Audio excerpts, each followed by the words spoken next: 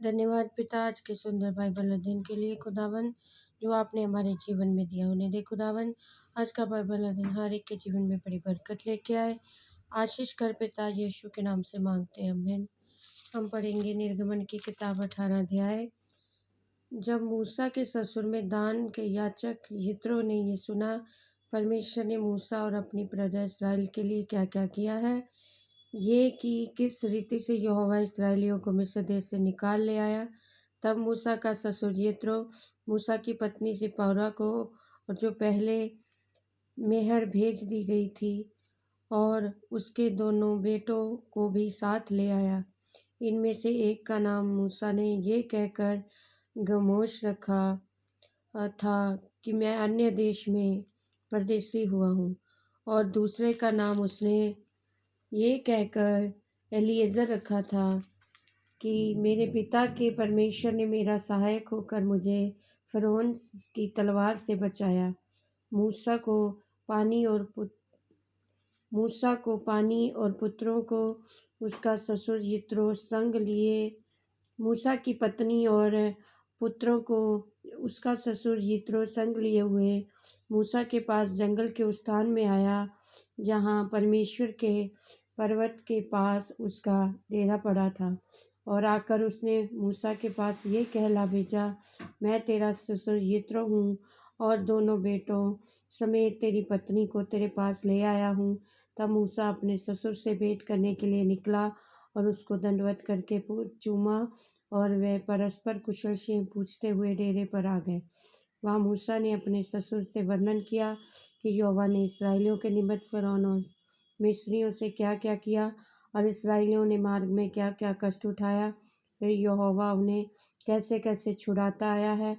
तब यित्रो ने उस समय उस समस्त भलाई के कारण जो यहोवा ने इसराइलियों के साथ की थी, उन्हें मिस्रियों के वश से छुड़ाया था, मग्न होकर कहा, धन्य है यहोवा जिसने तुमको फ़िरौन और मिस्रियों के वश से छुड़ाया, जिसने तुम लोगों को मिस्रियों की मुट्ठी से छुड़ाया है।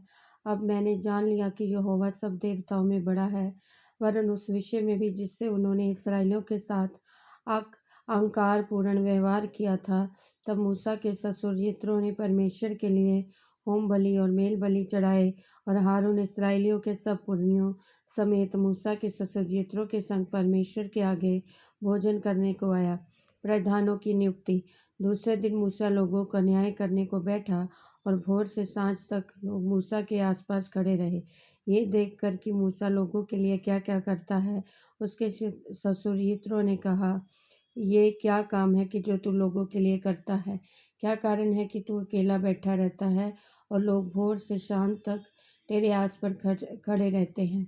मूसा ने अपने ससुर से कहा, उसका कारण ये है कि लोग मेरे पास परमेश्वर को से पूछने आते हैं। जब जब उनका कोई मुकदमा होता है तब तब मेरे पास आते हैं। मैं उनके बीच न्याय करता और परमेश्वर की विधि और व्यवस्था उन्हें समझाता हूँ। मूसा के ससुर ने उससे कहा, जो तू काम करता है वह अच्छा नहीं।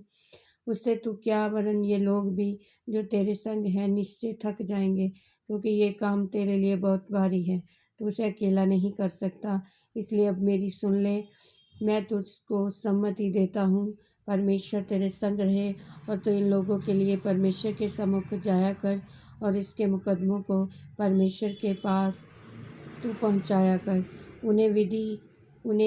इन्हें विधि और व्यवस्था प्रकट करके जिस मार्ग पर इन्हें चलना और जो जो काम इन्हें करना हो वह उनको जता दिया कर। फिर तू इन सब लोगों में से ऐसे पुरुषों को छांट ले जो गुणी, परमेश्वर का भय मानने वाले, सच्चे और अन्याय के लाभ से घृणा करने वाले हों, और उनकी हजार हजार, सौ सौ, पचास पचास, दस दस मनुष्यों पर प्रधान नियुक्त कर दे, और वे सब समय इन लोगों का न्याय करें। वे और सब बड़े बड़े मुकदमों को जो तेरे पास ले आया करें, और छोटे छोटे मुकदमों का न्याय आप ही किया करें। तब तेरा बोझ हल्का होगा, क्योंकि इस बोझ को वे भी तेरे साथ उठाएंगे। यदि तू ये उपाय करे और परमेश्वर तुझको ऐसी आज्ञा दे जो तू ठहर सकेगा, मैं ये सब लोग अपने स्थान को कुशल से पहुँचेंगे। अपने ससुर की ये बात मानकर मूसा ने उसके सब वचनों के अनुसार किया। अतः उसने सब इस्राएलियों में से गुणी पुरुषों को चुनकर उन्हें 1000-1000, 100-100, 50-50, 10-10 लोगों के ऊपर ठहराया और वे सब लोगों का न्याय करने लगे। जो मुकदमा कठिन होता उसे वे मूसा के पास ले आए थे और सब छोटे मुकदमों का न्याय आप ही किया करते थे। तब मूसा ने अपने ससुर को विदा किया और उसने अपने देश का मार्ग लिया। आमीन। इस वचन के द्वारा प्रभु सबको ब्लेस करेंगे। सबको जय मसीह की।